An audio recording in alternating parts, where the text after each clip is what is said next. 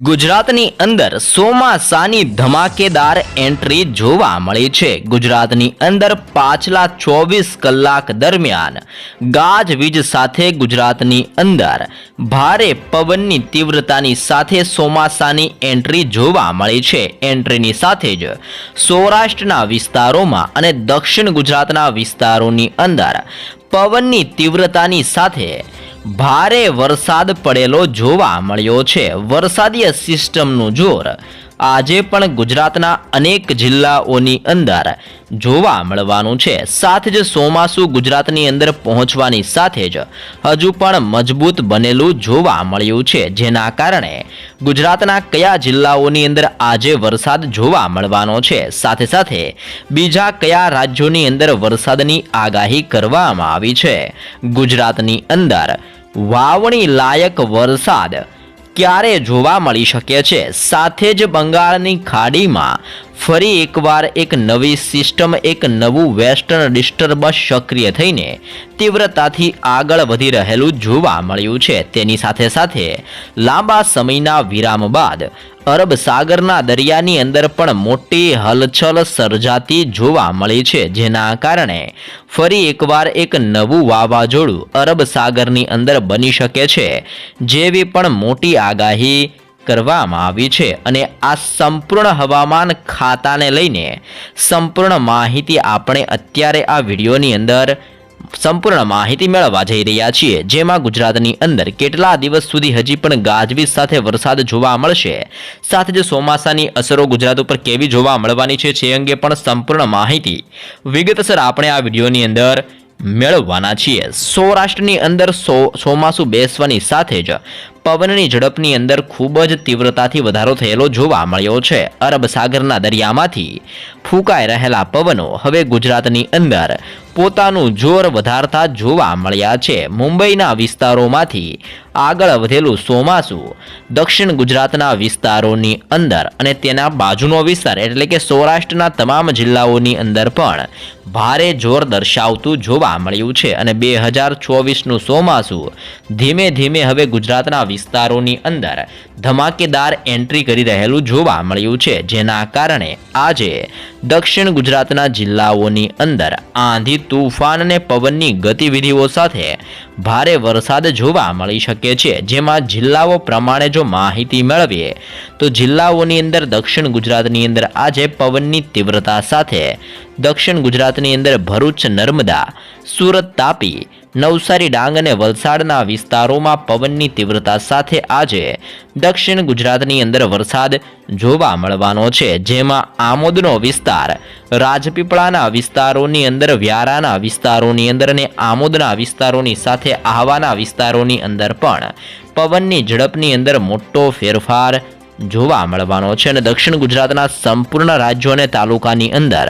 ગાજવીજ સાથે ફરી એકવાર મેઘરાજા આજે દક્ષિણ ગુજરાતના જિલ્લાઓ અને તાલુકાની અંદર મહેરબાન જોવા મળે જેવી પણ આગાહી કરવામાં આવી છે। અને વહેલી સવારથી લઈને વાતાવરણની અંદર મોટો પલટો અને બદલાવ આવી રહેલો પણ જોવા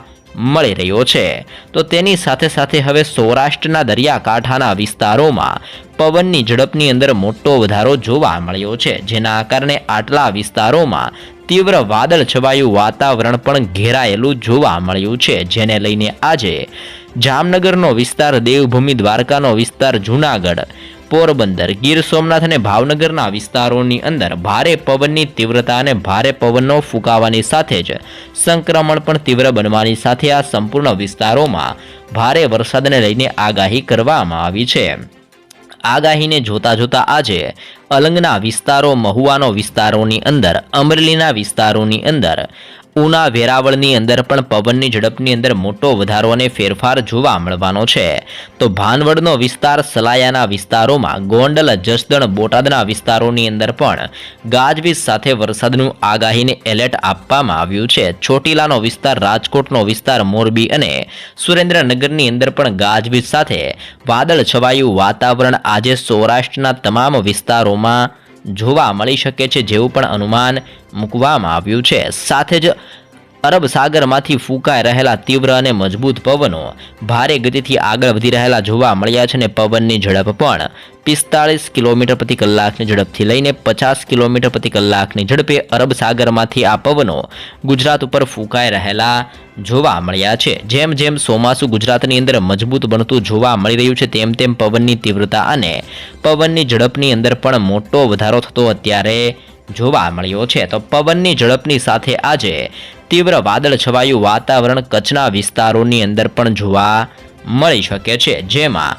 નળિયા, રાપર, ગાંધીધામ, બારડોલી, માંડવીનો વિસ્તાર, લખપત અને ખાવડ વિસ્તારોની અંદર પવનની તીવ્રતાની સાથે આજે ધીમી ધારે હળવો વરસાદ કચ્છના વિસ્તારોમાં જોવા મળી શકે છે, જેવું પણ મોટું અનુમાન કચ્છને લઈને દર્શાવવામાં આવી રહ્યું છે. તો તેની સાથે સાથે ઉત્તર ગુજરાતના જિલ્લાઓની અંદર પણ હવે પલટો નોંધાતો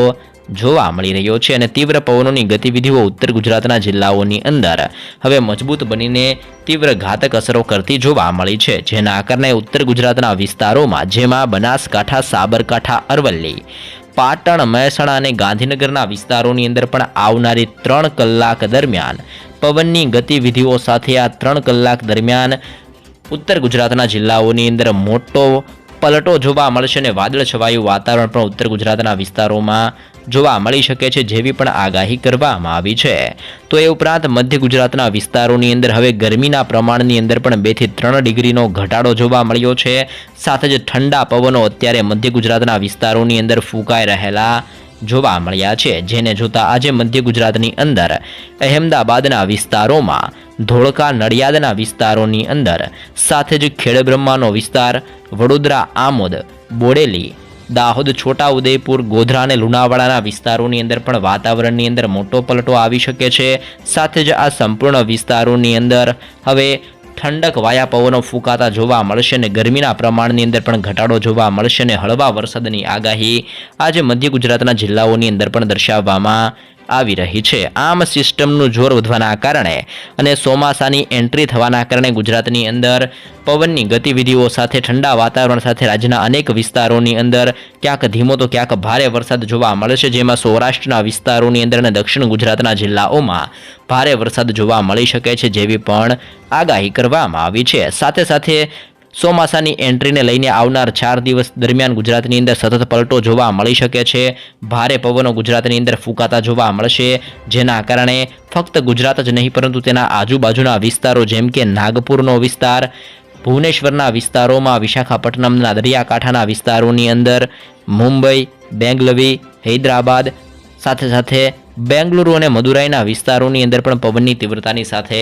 ભારે વરસાદ પડવાને લઈને આગાહી કરવામાં આવી છે. મુંબઈના વિસ્તારોથી ચોમાસું આગળ વધીને ગુજરાતની અંદર ટકરાયેલું જોવા મળ્યું છે અને જેના કારણે હવે ગુજરાતની અંદર ધીમે ધીમે વાવણી લાયક વરસાદ પણ પડી શકે છે તેવી પણ આગાહી કરવામાં આવી છે. ખાસ કરીને આજથી એટલે કે 15 તારીખથી વાતાવરણની અંદર મોટો પલટો જોવા મળવાનો છે. આજથી લઈને આવનારી 30 તારીખ સુધી રાજ્યની અંદર અનેક વિસ્તારોની અંદર ગાજવીજ સાથે મેઘતાંડવ જોવા મળશે, એટલે કે આજથી લઈને 30 તારીખ સુધીની અંદર રાજ્યની અંદર વરસાદનું જોર વધતું જોવા મળી શકે છે, જેને લઈને આ જૂન મહિનાના અંત સુધીની અંદર ગુજરાતની અંદર સારો વરસાદ જોવા મળશે, જેના કારણે જૂન મહિનાના અંતની સુધીની અંદર તમે સારી એવી વાવણી પણ કરી શકો છો, જેવું પણ અનુમાન અત્યારે દર્શાવવામાં આવી રહ્યું છે. સાથે સાથે બંગાળની ખાડીની અંદર જે નવું વેસ્ટર્ન ડિસ્ટર્બન્સ બન્યું છે, જે પણ અત્યંત તીવ્રતાથી આગળ વધીને મ્યાનમારના વિસ્તારોની અંદર ત્રાટકેલું જોવા મળી રહ્યું છે, જેના કારણે બંગાળની ખાડીની અંદર પવનની ઝડપની અંદર મોટો વધારો જોવા મળ્યો છે. 70 કિલોમીટર પ્રતિ કલાકની ઝડપથી લઈને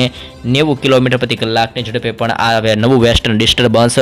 આગળ વધી રહ્યું છે ને બંગાળની ખાડીના વિસ્તારો એટલે કે ભુવનેશ્વર અને વિશાખાપટ્ટનમના વિસ્તારોમાં આ નવા વેસ્ટર્ન ડિસ્ટર્બન્સની અસરોના કારણે